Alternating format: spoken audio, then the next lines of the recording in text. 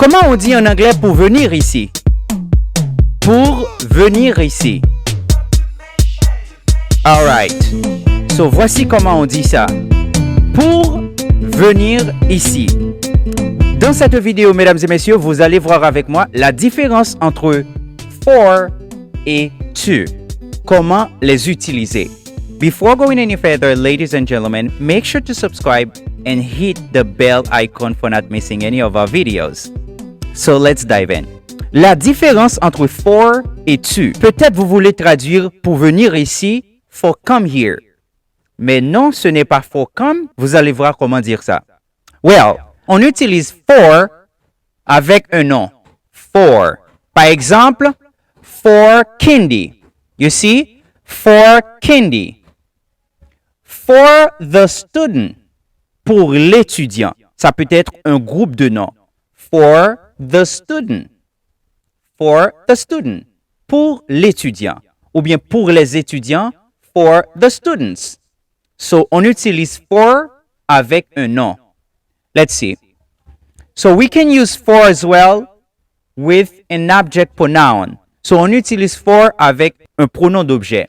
For example, vous savez déjà les pronoms d'objet. Me, you, him, her, it, us, you, them. Pretty good. Encore une fois, les pronoms d'objet. Me, you, for me, for you, for him, for me, for you, for him, for her, for it, une chose, for us, for you, for them. Pretty good. Là, on peut utiliser for plus les pronoms d'objet. So you say for. The third way that you can use for is when we have for and we want to talk about duration. For example, si je veux dire pour 2 jours, for 2 days, for 2 days, for 2 days. Maintenant, j'ai une question pour vous. Comment on dit en anglais pour 2 heures? Pour 2 heures. For 2 hours. N'oubliez pas, on ne prononce pas la lettre H dans hour. On dit hours. For 2 hours. N'oubliez pas, il y a différence entre hours and o'clock. Peut-être vous avez tendance à dire 2 o'clock. 2 o'clock, c'est 2 heures de temps. Il y a différence entre o'clock and hour. So, lorsque vous dites 2 o'clock, vous voulez faire référence à l'heure de l'horloge. 2 o'clock, ça veut dire 2 heures de l'horloge. 2 o'clock. Mais lorsque vous dites 2 hours, c'est la durée. 2 hours.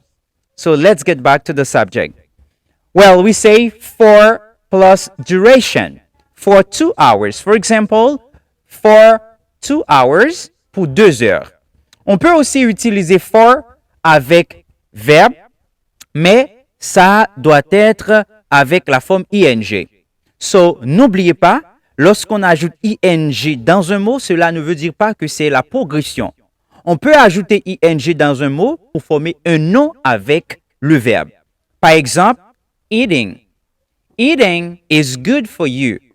So, on forme un nom avec le verbe eat. On dit eating is good.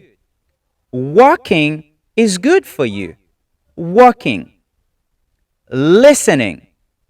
Listening. Mais c'est lorsqu'on forme un nom avec ing, cela n'a rien à voir avec la progression. So, pour utiliser for plus un verbe, on doit ajouter ing. You get it? All right then. So, pour venir ici, c'est for coming here. For coming here. Pour venir ici. All right. Maintenant, voyons to. On peut utiliser to pour traduire, pour faire l'infinitif. Par exemple, pour venir ici. To come here. To come here, pour venir ici. Tu vois? To come here, pour faire l'infinitif. 2 verbes se suivent. Le second se met à l'infinitif. En anglais, this is how we do it. So we say, I want to. Je veux. I want to plus the next verb. So we don't have 2 verbs back to back, but we need to add the infinitive. As a matter of fact, here we say, I want to go. So, ce n'est pas I want go, but c'est I want to go. I want to go. Il y a quelques verbes. Voici ces verbes. Donc, avec eux, on ne va pas utiliser tout. Dans une autre leçon, je vais parler de comment utiliser ces verb models. Pretty good. Let's continue. So, we can use as well to when we want to talk about direction. If you want to talk about direction, so you can use to. For example, she is going to school. She is going to school. Elle va à l'école. Je vais à l'église. I go to church. I go to church every day. Ici, on utilise to. Lorsque vous voulez parler d'une direction, on utilise to. So, pour dire, en résumé, mesdames, messieurs, pour venir ici, c'est for coming here ou bien to come here. Thank you so much for watching this video, and don't forget to subscribe and hit the bell icon for not missing any of our videos. It was Teacher Candy Auguste, l'école c'est iSchool. Et si vous voulez prendre un cours d'anglais avec nous, contactez-nous maintenant.